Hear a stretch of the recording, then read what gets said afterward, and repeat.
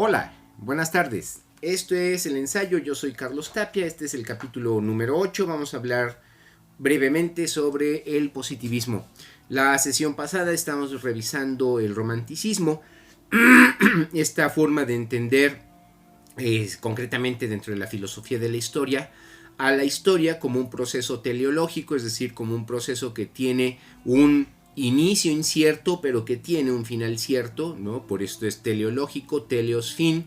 Entonces, durante el romanticismo vamos a ver surgir figuras emblemáticas del pensamiento filosófico, tales como Fichte y sobre todo como Hegel.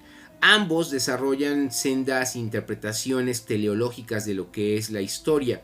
Y entonces el romanticismo crea este ambiente en el cual se considera que la historia está organizada por un ser superior que se va desenvolviendo conforme se va desenvolviendo la propia historia de la humanidad hasta al momento de llegar a tener autoconciencia, y al momento de tener autoconciencia este absoluto se da el momento en el que la historia finaliza. ¿Por qué la historia finaliza? Porque las contradicciones derivadas de las distintas tesis y antítesis que fueron generando los cambios a lo largo de la historia de la humanidad llegan a una tesis final, que es el establecimiento de la libertad como valor fundamental de la conciencia burguesa después de que hubo estallado la Revolución Francesa. Y Hegel, por ejemplo, en las lecciones sobre la filosofía de la historia universal, establece ya en las últimas páginas que el Estado debe de ser el garante precisamente de esta libertad alcanzada a través de la Revolución Francesa por el ser europeo, ¿no? Y a partir del ser europeo, pues obviamente se extenderá el ideal de la libertad hacia todo el orbe. El positivismo surge como una reacción al romanticismo, y el positivismo viene a ser así una gran explosión de la creación del discurso científico. Desde mucho tiempo antes, recordemos a un Francis Bacon, por ejemplo, con el Novum Organum, se establece que la ciencia debe de ser regida sobre todo por la observación inductiva. ¿Qué quiere decir esto? Que se tienen que romper aquellas verdades absolutas entendidas como deducciones de las cuales se explica la realidad, porque la realidad es tan cambiante que solamente a través de la experiencia se puede entender. Por lo tanto, la inducción se convierte en prueba fundamental para la realización de toda prueba científica. Entonces Francis Bacon, que es el que establece esto que acabamos de decir en el Novum Organum, viene a ser el antecedente de la creación de un método. El método en filosofía lo desarrolla Descartes, ya lo saben ustedes, pero en el siglo XVIII vamos a encontrar el desarrollo de las ciencias duras, de las ciencias naturales, de una forma bastante importante. Tenemos matemáticos como Euler, tenemos físicos y matemáticos como un Newton, como un Leibniz, por ejemplo. Tenemos científicos como un Lavoisier. Entonces, en el siglo XVIII, que es algo que nos faltó comentar cuando hablamos de la Ilustración, la ciencia también tiene un desarrollo sustancial tremendo, ¿no? Grandísimo. Pero se entiende que la ciencia todavía está en los inicios del discurso científico, puesto que apenas con el advenimiento de la revolución industrial, el ser humano que piensa y que es científico y que tiene una mentalidad científica se puede arrogar entonces ya con instrumentos adecuados para hacer sus experimentos físicos. Eso es la ciencia, justo. Pero la gran maduración del discurso científico se viene a dar precisamente cuando a mediados, en la primera mitad del siglo XIX, un francés de nombre Auguste Comte crea uno de los paradigmas fundamentales de la ciencia contemporánea, que es precisamente el positivismo. ¿Por qué el término positivismo? ¿Qué quiere decir el término positivista?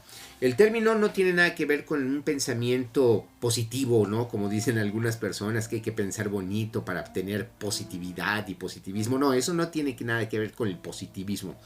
El positivismo se concibe como todo discurso científico que es susceptible de comprobarse, que es susceptible de verificarse. ¿Qué quiere decir esto? Que si yo realizo un experimento, este experimento con los conocimientos previos acerca de cómo funcionan las cosas dentro del experimento, al momento en que yo realizo el experimento estoy verificando un resultado que ya había sido dado con anterioridad. ¿Por qué? Porque a partir de la inducción se van creando ahora sí los conceptos generales que van a servir de desarrollo para ciencias como la física, la química, desde luego las matemáticas, por supuesto la biología. Y ahí se introduce, por ahí se cuela la medicina. La astronomía, por supuesto, ¿no? Desde luego como una de las grandes ciencias.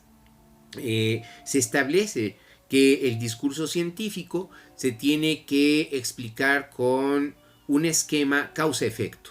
La explicación positivista de lo que es la realidad en su conjunto, ¿no? Con esta visión cientificista que viene desde antaño, el positivismo la convierte en una forma de entender la realidad racional, ¿no? Y científica.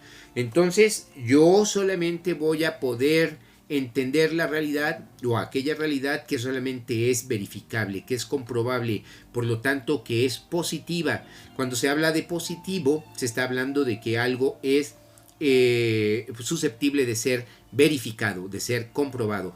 Por lo tanto, el positivismo se refiere a la ciencia que se verifica, justamente. Y entonces, Augusto Comte escribe muchos libros, desde luego. Nosotros vamos a destacar dos: su curso de filosofía positiva, de las cuales tenemos las lecciones 1 y 2, y su discurso sobre el espíritu positivo. Vamos a leer algunas pequeñas partes, en primer lugar, de su curso de filosofía positiva, para ir entendiendo cómo fue construyendo su noción de ciencia Comte. Es una noción de ciencia que arranca con cierto idealismo, porque Comte establece que en el desarrollo de la humanidad atraviesa por tres estados: un estado teológico, un estado metafísico y un estado positivo. En el estado teológico, que brevemente dicho por el propio Comte, en la lección primera lo explica de la siguiente manera. Dice: en el estado teológico, el espíritu humano, al dirigir esencialmente sus investigaciones hacia la naturaleza íntima de los seres, hacia las causas primeras y finales de todos los efectos que le asombran, en una palabra, hacia los conocimientos absolutos, se representa a los fenómenos como producidos por la acción directa y continuada de agentes sobrenaturales más o menos numerosos, cuya arbitraria invención explica todas las anomalías aparentes del universo. ¿Qué es lo que nos está diciendo Comte? Que en este primer estado, que es el estado teológico, la humanidad piensa en términos de dioses, que son los que le sirven para explicar los fenómenos naturales. A ese estado teológico le sigue un estado metafísico, del cual dice Comte lo siguiente: en el estado metafísico, que en el fondo no es más que una simple modificación del primero, los agentes sobrenaturales son reemplazados por fuerzas abstractas, verdaderas entidades, abstracciones personificadas, inherentes a los diversos seres del mundo y concebidas como capaces de engendrar por sí mismas todos los fenómenos observados, cuya explicación consiste así en asignar a cada uno su entidad correspondiente. En este estado metafísico, las primeras ideas primigenias del estado teológico, es decir, todos estos dioses que van explicando fenómenos particulares: un dios del rayo, un dios del agua, un dios del viento, la diosa tierra, la diosa luna, la diosa que produce los frutos de la tierra, etcétera, etcétera, ¿sí? Todos se van a concentrar en una abstracción, y esa abstracción va a dar como resultado al Dios judeocristiano. El Dios judeocristiano viene a ser precisamente la representación de este estado metafísico. Y finalmente dice, en el estado positivo Comte, El espíritu humano, reconociendo la imposibilidad de obtener nociones absolutas, renuncia a buscar el origen y el destino del universo y a conocer las causas íntimas de los fenómenos para dedicarse únicamente a descubrir, con el uso bien combinado del razonamiento y de la observación, sus leyes efectivas, es decir, sus relaciones invariables de sucesión y similitud. La explicación de los hechos, reducida a sus términos reales, no será en adelante otra cosa que la coordinación establecida entre los diversos fenómenos particulares y algunos hechos generales, que las diversas ciencias han de limitar al menor número posible. Entonces, en el estado positivo priva el pensamiento científico. Eso es lo que dice Comte. A lo largo de esta primera lección, él va vertiendo una serie de ideas que les vamos a compartir. Y dentro de estas ideas, él, por ejemplo, lleva a cabo una valoración de las 4 aplicaciones que puede tener el positivismo. La primera aplicación tiene que ver con entender cómo funcionan las cosas desde el momento mismo en que yo, como científico, las puedo conocer. ¿Y cómo las puedo conocer? Al momento de relacionar hechos generales con eventos particulares, leyes con los fenómenos que son explicados por esas leyes, ¿sí? Entonces, la primera consecuencia, la primera aplicación del positivismo es enriquecer la propia mente de los científicos. La segunda consecuencia es bien interesante porque va a tener un efecto práctico contundente. Dice Comte, se los leo: una segunda consecuencia no menos importante y de un mayor interés que el establecimiento de la filosofía positiva definida en este discurso está necesariamente destinada a producir en nuestros días es la de presidir la reforma general de nuestro sistema educativo. Y entonces aquí el positivismo va a encontrar dentro del campo de la educación un amplio y fértil campo de trabajo. Tanto es así que se va a crear una metodología positivista, se van a crear escuelas positivistas y la didáctica positivista va a consistir en hacer de las currículas de los jóvenes estudiantes currículas en los cuales la ciencia se privilegia como conocimiento. Es interesante esto que les acabo de decir porque recordemos que uno de los alumnos directos de Augusto Comte fue el mexicano Gavino Barreda. Gavino Barreda es importante porque ya durante la época del Porfiriato, hacia la última parte del siglo XIX, él crea la Escuela Nacional Preparatoria como un centro de educación que está destinado a crear a los futuros profesionistas. Es decir, en la preparatoria se entran a estudiar las ciencias que van a enriquecer la educación espiritual de los jóvenes para posteriormente asumir con una forma más completa la educación universitaria. Es por eso que bajo la egida del positivismo, los científicos durante el Porfiriato reconfiguran la educación. Entonces no solamente se crea la Escuela Nacional Preparatoria, ¿no? Se crean la Universidad Nacional de México. Justo Sierra es el que refunda la Universidad Nacional de México en 1910 al momento de estallar la Revolución Mexicana, pero también es importante entender que el positivismo, a través de Gavino Barreda y de Justo Sierra, va a tener importantes consecuencias en la creación de las famosas escuelas normales, que van a ser las instituciones que van a formar a los futuros educadores de la nación. Entonces, el positivismo se entiende, por sobre todas las cosas, como una herramienta de educación que se pragmatiza, por ejemplo, aquí en México, ¿no? El tercer uso al que se le puede dar al positivismo, según Comte, es el de generar métodos principales, ¿no? Y para poder conocer, es decir, conocer la ciencia a través del espíritu propio de la ciencia. ¿Cuál es el espíritu propio de la ciencia? Dice Comte, y esto es interesantísimo porque aquí se revela el espíritu del positivismo. El espíritu de todas las ciencias radica en sus métodos principales y en sus resultados más importantes. Entonces la educación consiste ya no en aprender cosas y que si los ángeles tienen o no ombligo y cosas así por el estilo, sino que la educación tiene que abocarse al conocimiento científico de la realidad. ¿Y cómo voy a hacer eso? Pues conociendo los métodos por los cuales yo voy a tratar de conocer de una manera más completa qué es esa realidad, aplicando ¿qué? Un método científico. La cuarta aplicación,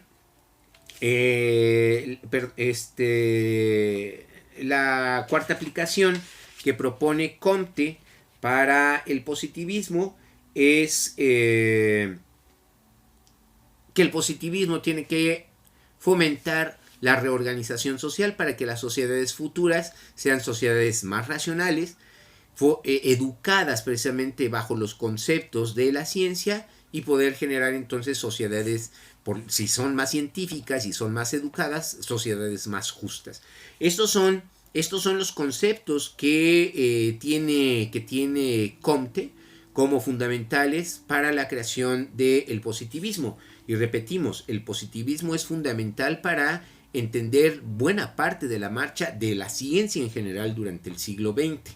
Ahora refirámonos concretamente a la aplicación del positivismo dentro de la historia, dentro de la ciencia de la historia. Y aquí tenemos a un hombre que es representante y que ha sido señalado por los dedos de los historiadores historicistas como el culpable de ser el introductor de el falso discurso positivista dentro de la historia. Ese hombre es Leopold von Ranke, sin lugar a dudas uno de los grandes historiadores modernos, ¿no? Por la cantidad de trabajo que va a desarrollar y porque Ranke de alguna manera lo que va a hacer es establecer la dignidad de la profesión del historiador, porque hasta ese momento los historiadores o eran filósofos, abogados, Voltaire, Gibbon y todos ellos, pues eran diletantes de la historia, ¿no?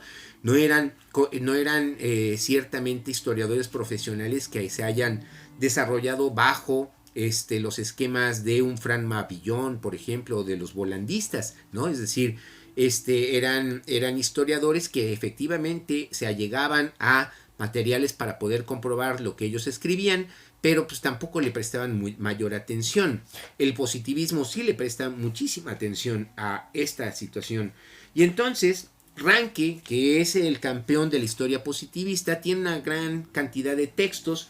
Nosotros tenemos la fortuna de contar con 3. En primer lugar, este pequeño libro publicado por la siempre gloriosa Universidad Nacional Autónoma de México, que es la teoría y crítica de la historiografía crítico-idealista alemana. Fue un libro escrito por el doctor Juan Antonio Ortega y Medina, con quien tuvimos el honor de tomar clase, y es un libro muy bonito, puesto que el doctor Ortega y Medina traducía directamente del alemán. Él era especialista en el estudio de el protestantismo de Lutero, y tiene un libro muy famoso que les recomiendo, publicado por el Fondo de Cultura Económica, que es El Destino Manifiesto, que habla de esta forma que entienden los norteamericanos de entenderse, perdón por la redundancia, como los dueños de América. Bueno, en fin, etc. En este libro viene una selección de textos de Alejandro de Humboldt y sobre todo de Leopold von Ranke. Arrancamos con uno que es Idea de la Historia Universal, un manuscrito de 1830, en donde Ranke desarrolla prácticamente lo que son sus teorías fundamentales acerca del quehacer del historiador. Y me voy a permitir leerles algunas partes del texto. Dice: la historia se distingue así de todas las otras ciencias en que ella es al mismo tiempo arte. Es ciencia en tanto que colecciona, encuentra, penetra. Arte, supuesto que configura y describe nuevamente lo que ella ha encontrado y reconocido. Otras ciencias se contentan sencillamente con registrar lo hallado. A la historia pertenece además la facultad de recrear. Y esta es una de las cosas más bonitas que uno puede encontrar en Ranke. Yo estoy completamente de acuerdo con él. A la historia tiene la facultad, la historia le pertenece o tiene la facultad de recrear. ¿De recrear qué? De recrear el pasado. Y no de recrearlo mágicamente como si fuera una película de Hollywood. No, lo recrea en el sentido de lo que representa este pasado.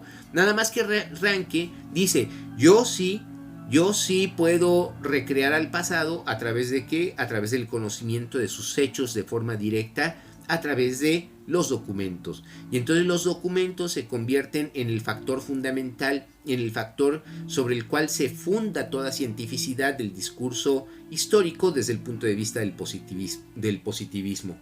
Continúo leyendo a Ranke. Dice Ranke, dentro del parágrafo 1, que se intitula Del principio histórico, él escribe lo siguiente. Es una crítica que hace precisamente a la filosofía del romanticismo y a la filosofía de la historia del romanticismo alemán. Pero ¿cuáles son estas pretensiones? Fichte, entre otros, las ha postulado así, y cita Fichte, y esto es lo que escribe Fichte. Si el filósofo ha de deducir los fenómenos que son posibles en la experiencia de la unidad de su supuesto concepto, resulta claro que no necesitará en lo absoluto de ninguna experiencia para su trabajo, y permaneciendo libre dentro de los límites de la filosofía, sin consideración por ninguna experiencia, debe poder describir sencillamente a priori la totalidad del tiempo y todas las posibles épocas del mismo a priori. Entonces, en estas palabras de Fichte se está reflejando precisamente el propio sentir del historiador romántico. El historiador romántico no necesita averiguar nada, ni meterse en los archivos, ni comprobar nada, puesto que su alto concepto de la historia le va a ayudar a ir armando todos los acontecimientos. Y entonces Ranke escribe, él exige a la filosofía una idea unificada de toda la vida, que se divide en diversas épocas, cada una de las cuales es comprensible lógicamente o lo son entre sí, recíprocamente, y asimismo cada una de estas especiales épocas es de nuevo una idea unitaria de una especial era, la cual se manifiesta en variados fenómenos. De aquí resulta que el filósofo, partiendo de una verdad encontrada en cualquier otra parte y siguiendo una peculiar vía suya, se construye toda la historia, como debe ella haber transcurrido de acuerdo con su concepto de humanidad. No contento entonces con el curso de lo realmente sucedido, sin ilusión sobre ello y sin llevar a cabo la prueba para saber si su idea es verdadera o falsa, emprende la tarea de subordinar el suceder mismo a su propio concepto. Ciertamente él reconoce únicamente la verdad de la historia sin ella, se subordina a su idea. En esto consiste la construcción histórica de los románticos.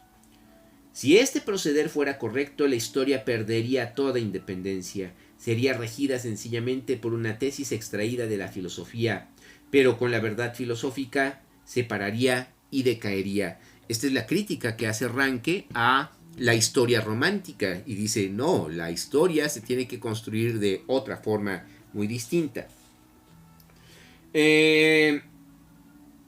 Dice Ranke, continuando con la lectura de algunas de sus partes importantes, la historia reconoce un infinito en cada existencia, en cada condición, en cada ser, algo eterno que proviene de Dios, y en esto consiste su principio vital. Entonces Ranke pues, no niega precisamente el trasfondo teológico de la historia, trascendentalista de la historia, pero dice, pues Dios se queda allá, ¿no? Pues él ya no hace nada, sí, todos somos hijos de Dios, pero pues, la historia la hacen los humanos, y porque la historia la hacen los humanos tenemos que allegarnos a las cosas que hicieron los humanos en tiempos pretéritos para poder entonces reconstruir, entender, comprender su historia. Dice, establece cuáles deben de ser los principios fundamentales por los cuales tiene que trabajar el historiador. El historiador se guía por estos valores fundamentales, dice Ranke. ¿Y qué es lo que dice Ranke? 1. La primera exigencia es puro amor a la verdad.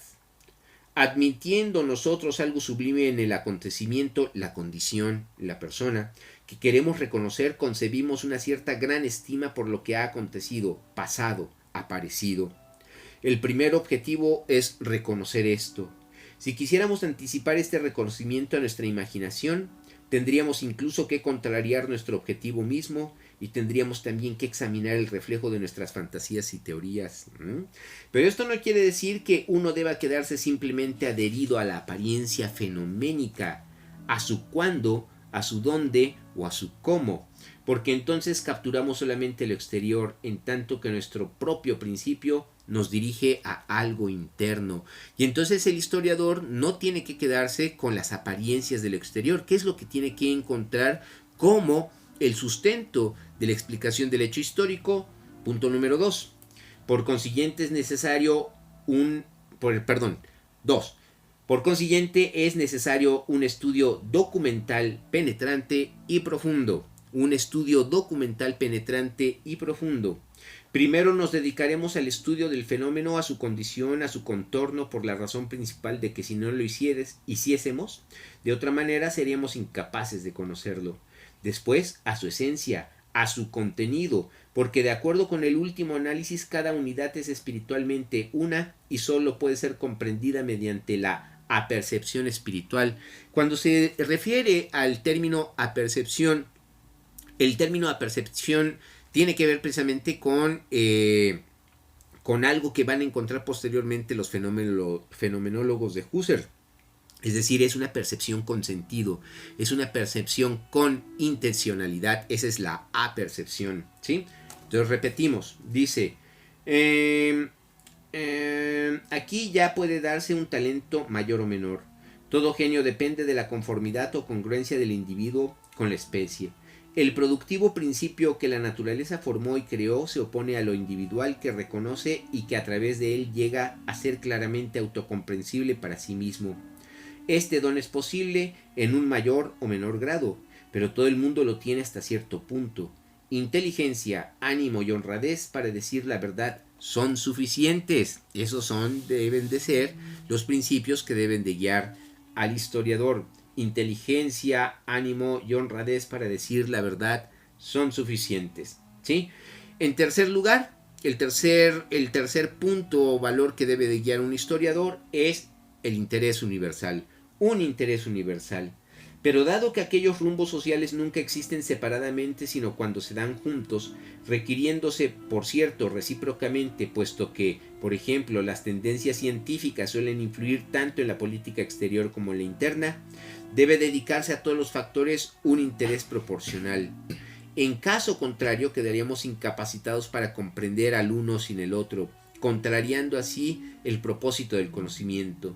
En este punto radica la imparcialidad de la que nosotros hablamos. No se trata de una falta de interés, sino más bien el interés en el puro conocimiento, es decir, por el que no está enturbiado por nociones preconcebidas. ¿De qué está hablando aquí? De ser objetivo. Cuando se está hablando de que no se tiene que estar contaminado de nociones preconcebidas, es porque se tiene que ser y se aspira a ser objetivo, o como él dice, imparcial.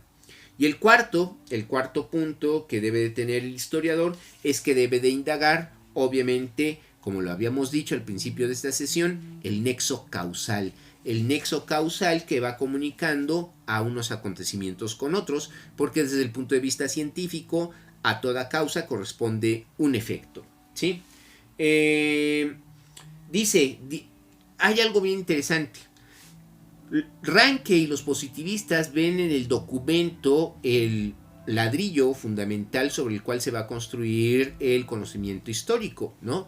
Entonces ya lo dan por hecho, no lo critican, y si en un momento dado un documento resulta ser contradictorio, dice Ranke, donde los acontecimientos mismos hablan, donde la pura composición manifiesta la conexión, no es necesario utilizar muchas palabras para hablar de ella, porque los propios documentos hablan, el historiador viene a ser un medium, ¿no? Viene a ser un medium entre el pasado que está atrás y el presente que yo estoy representando, pero como yo tengo las herramientas para poder entender la escritura del pasado, puedo traer ese pasado hacia el presente. Lo puedo traer hacia el presente libre de toda contradicción, ¿no? Porque el historiador está capacitado precisamente por estas armas, ¿no? Tan sencillas para poder hablar del acontecimiento.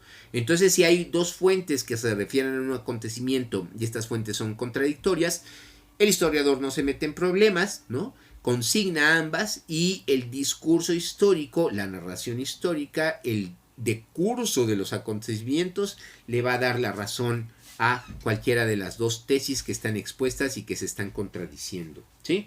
Entonces, en este texto justamente plantea Ranke las partes fundamentales de su pensar histórico, ¿sí?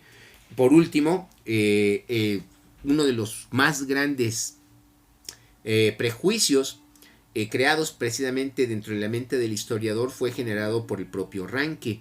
¿Qué es lo que escribe Ranke y a qué prejuicio nos referimos? Ranke escribe: donde todavía quedan huellas documentales nos sentimos felices, por lo menos estas pueden ser comprendidas. Empero, ¿cómo en donde no hay ninguna? Por ejemplo, en la prehistoria. Sostengo por consiguiente que hay que excluir radicalmente a esta de la historia porque contradice el principio histórico, el cual se funda en la investigación documental. Él es uno de los que dicen que la historia solamente se puede entender a partir de la existencia de la escritura, pero yo sostengo que no. La historia abarca desde que el Homo sapiens surge en este planeta y es de lo que vamos a hablar en este ensayo y es lo que vamos a tratar de comprobar en las sesiones siguientes. También de Ranke, en este propio texto, el doctor Ortega y Medina cita, traduce el texto más famoso de Leopold von Ranke, sin lugar a dudas, el texto que va a generar ríos de tinta por lo que representa lo que está diciendo el texto, ¿sí? El texto corresponde a la investigación que se intitula la historia de los pueblos latinos y germánicos, ¿sí? Esta historia de los pueblos latinos y germánicos tiene un prefacio en la primera edición, escrita en octubre de 1824, donde Ranke, el joven Ranke, escribe las siguientes palabras: a la historia se le ha encomendado la función de juzgar al pasado y de instruir al hombre en provecho de los años por venir. La presente tarea no aspira a una tan elevada empresa. Simplemente quiere mostrar lo que verdaderamente ocurrió. Fíjense nada más, ¿no?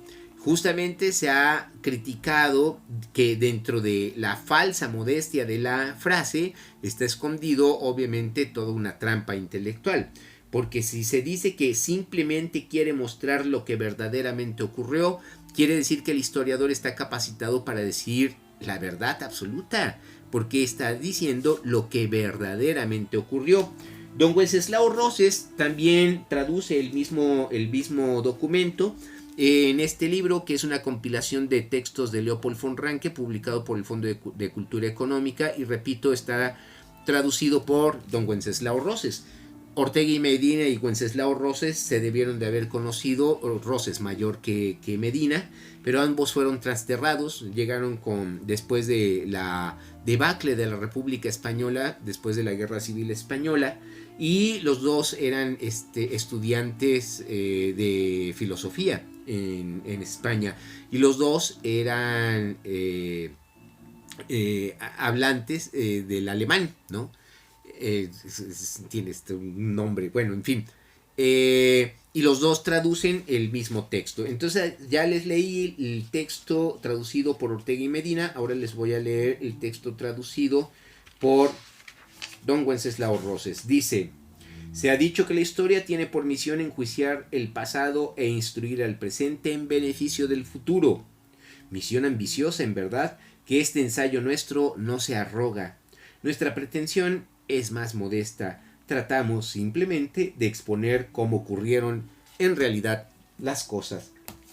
Entonces Ranke es el campeón de el objetivismo histórico, puesto que él dice que él tiene la capacidad para escribir la neta de la historia. Imagínense nada más, ¿no? Qué cosa tan impresionante y qué intelectual tan impresionante.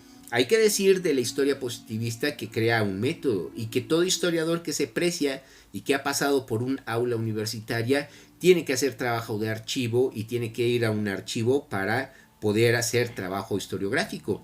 Entonces, el trabajo de archivo, el trabajo de los documentos, que se inicia obviamente desde el Renacimiento con los primeros grandes eruditos como un Lorenzo Valla, por ejemplo, va pasando a lo largo de los siglos por Fra Mabillón, al cual ya comentamos, que escribe este pequeño tratado de investigación histórica que se llama De Red Diplomática, allá por finales del siglo XVII, para finalmente llegar a la culminación del discurso científico en Ranke. Y Ranke publica dentro de los muchos libros esta cosa tan bella, ¿no? A los que estén interesados en la historia de la Iglesia, Ranke escribe La historia de los papas, que es uno también de sus libros famosos y más emblemáticos. En el proemio es bastante claro acerca de lo que realizó en sus viajes por Italia, ¿no? La categoría y la calidad de los archivos que le tocó estudiar, y finalmente expone que él como alemán y luterano está fuera de verse inmiscuido en esta reconstrucción de la historia de los papas por tomar el partido por alguno u otra persona. Él como alemán e historiador luterano, ¿no? Y ya alejado de esos ambientes en el siglo XIX, se considera impoluto y considera que entonces puede escribir la historia de una manera objetiva.